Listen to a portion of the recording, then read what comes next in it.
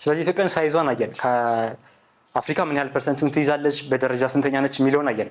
ኦኬ ግን እነዚህ ከአፍሪካ 10ኛ መሆኗ ወይም 1.1 ሚሊዮን ኪሎ ሜትር ስኩዌር ወይም ኪሎ ሜትር ስኩዌር ያህል ሳይዝ መኖሩ ጥቅሙ ምንድነው እና ጉዳቱስ ምንድነው የሚለው ማወቅ አለብን።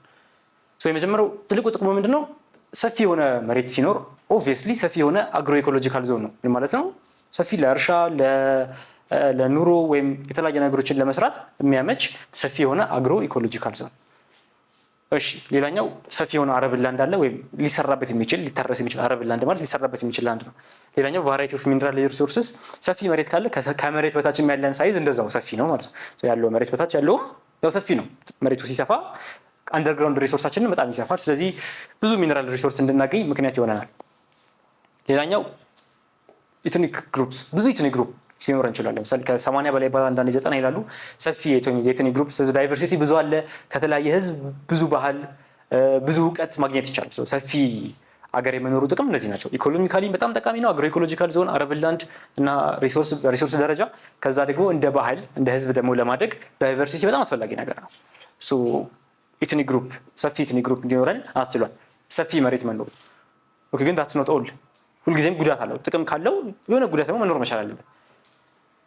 ሰፊ ሀገር ሲኖር ለማስተዳደርም እንደዛው በጣም አድካሚ ነው። በታሪክ በጣም ብዙ ሀገራት አንድ ሀገሩን አስፍቶ አንድ መሪ ሀገሩን አስፍቶ ተጨማሪ ሀገራት ከወረረ በኋላ ለተወሰነ ጊዜ ሀገሩ ያድጋል። ለተወሰነ ጊዜ ከወረረው ሀገር ብዙ ከብት ያገኛል። ብዙ በፊት በነበረው ጊዜ ብዙ ባሪዎችን ያገኛል። ብዙ የሚሰራ ሰው ያገኛል። ጉዳቱ ግን ምንድነው? ማስተዳደር በጣም አስቸጋሪ ነው። ሰፊ ሲሆን ማስተዳደር በጣም ከባድ ነው። ኢትዮጵያም በጣም ትልቁ ችግር ምንድነው? ኤክስፔንሲቭ ነው። በጣም ብዙ ወጪ ያለው ሰፊ ሀገርን ማስተዳደር ጀስት አንድ የተወሰነ ምሳሌ ከዚህ ውስጥ 1/10ኛው ቢሆን ለማስተዳደር የሚያስፈልገንም ወጪ እንደዛው ሲግኒፊካንትሊ ይቀንሳል። ኤክስፔንሲቭ መሆኑ አድሚኒስትሬቲቭ ኤክስፔንዲቸር። ሌላኛው ላርጅ አርሚ ያስፈልጋል። ሰፊ ግዛት ሲሆን ቅድም ምን አለን? 5260 ኪሎ ሜትር የድንበር ስፋታችን ወይም የድንበር ርዝማኔ እሱን ያህል ኪሎ ሜትር ለመጠበቅ ውስጡን ለመጠበቅ ሰፊ የሆነ ትልቅ የሆነ አርሚ ያስፈልጋል። እሱን አርሚ መገንባት መቻል፣ እሱን ማስተዳደር መቻል፣ እሱን ፈንድ ማድረግ በጣም አስቸጋሪ ነገር። ሌላኛው ፋይናንሻል ፓወር ከባድ ፋይናንሻል ፓወር ይፈልጋል። ይሄንን ሁሉ 100 ሚሊዮን 120 130 ይባላል። እሱን ሁሉ ሚሊዮን ህዝብ ማስተዳደር ከዛ ኢፌክቲቭ አድሚኒስትሬሽን ቅድም ምን አለን? ኤክስፔንሲቭ ይሆናል፣ ውድ ነው። ብዙ ህዝብ ማስተዳደር ውድ ነው። ኦኬ ውድ ከመሆኑም በላይ ግን አስቸጋሪ። ቅድም ምን አለን? ዳይቨርሲቲው ኦኬ ለማደግ ጥሩ ነው።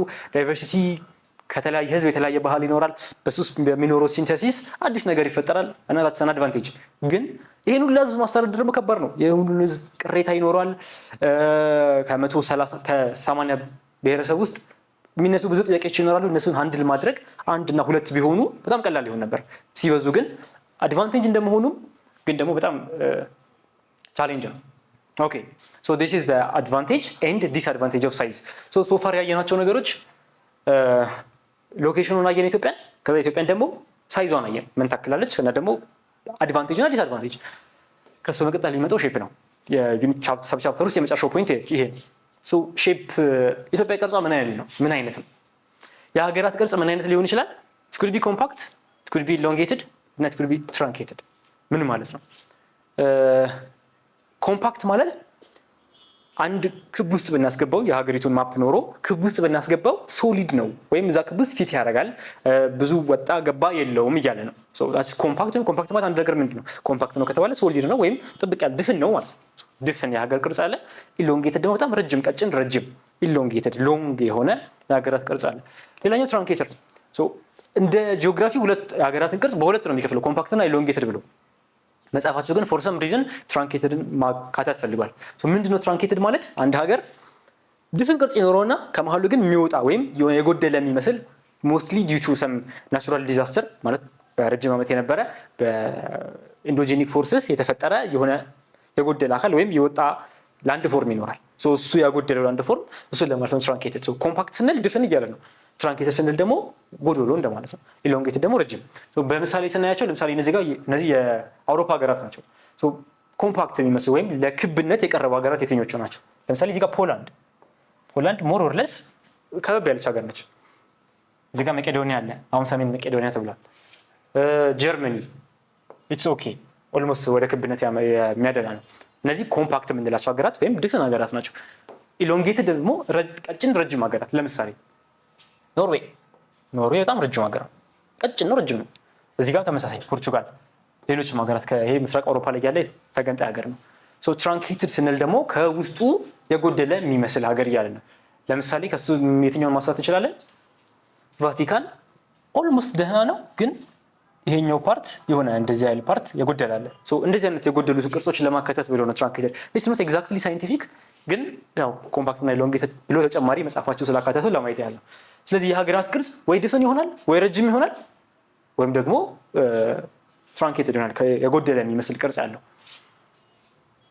ኦኬ፣ ስለዚህ ይሄ የአውሮፓ ሀገራትን በምሳሌ ነበር ያየነው። ኢትዮጵያ ቅርጿ ምን ያለው ኢሎንጌትድ ነው ወይስ ትራንኬትድ ነው ወይስ ኮምፓክት ነው? ሞር ኦር ሌስ ኢትዮጵያ ወደ ክብ የምታደላ ነች። ይህንን ክብ ውስጥ እናስገባው ብንል የኔ ራፍ ክብ ነው፣ ግን ሞር ኦር ሌስ ክብ ውስጥ መግባት የምትችል ነች። ኮምፓክት ሀገር ያስብላታል።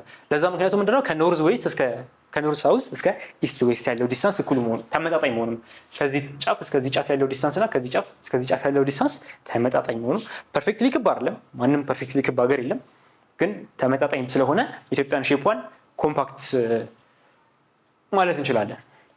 እሺ፣ ስለዚህ ኮምፓክትነቱን ኢንዲኬተሮች አሉ ለሁሉም ሀገራት። ይሄ ሀገር ኮምፓክት ነው ወይም ኢሎንጌትድ ነው ወይም ትራንኬትድ ነው ለማለት ኮምፓክትነስ ሜዥሮች አሉ ወይም ኢንዲኬተሮች። የመጀመሪያው ባውንደሪ ኦቨር ሰርከምፈረንስ ሬሾ ነው።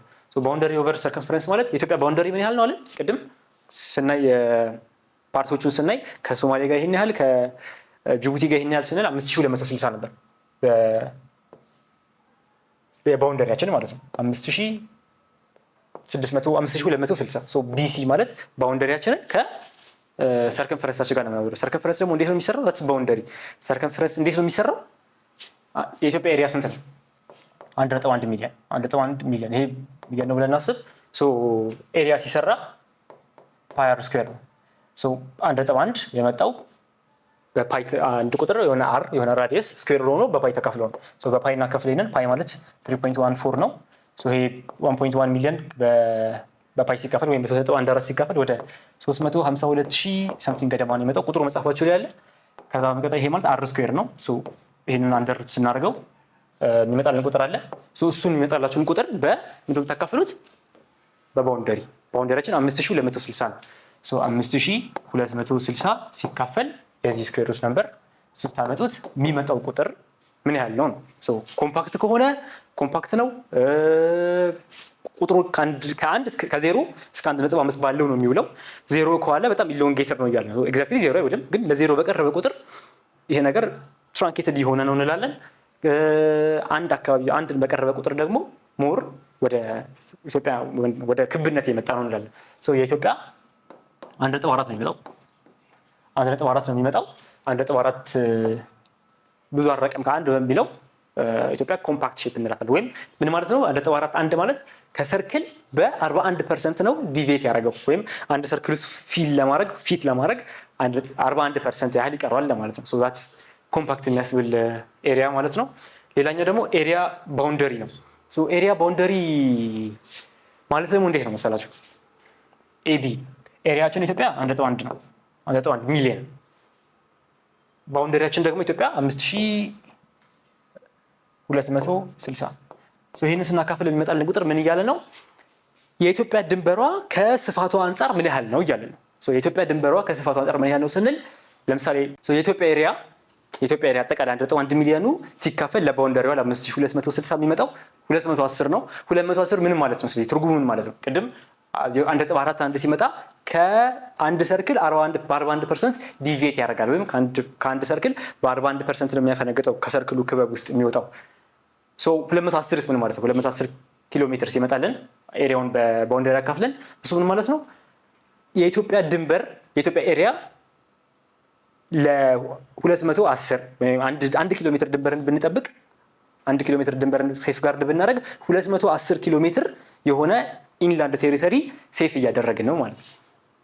ኢትዮጵያ እንደዚህ ቢሆን ሼፓ 1 ኪሎ ሜትር እዚህ ጋር ስንጠብቅ ወደ ውስጥ ያለ 210 ኪሎ ሜትር ሴፍ ጋርድ እያደረግን ነው ማለት ነው። ስለዚህ ኤሪያችን ከስፋታችን ርዝመት በ210 እጥፍ ይበልጣል። ስለዚህ 1 ኪሎ ሜትር መጠበቅ 210 ኪሎ ሜትር መጠበቅ በ10 ብናደርገው 2100 እያለ ሙሉን ስንጠብቅ 1.1 ሚሊዮን ተጠበቀ ማለት ነው። ሶ ይሄ ሚሊታሪ ሲግኒፊካንስ ሞር ሚሊታሪ ሲግኒፊካንስ ያለው ኢንዲኬተር ነው።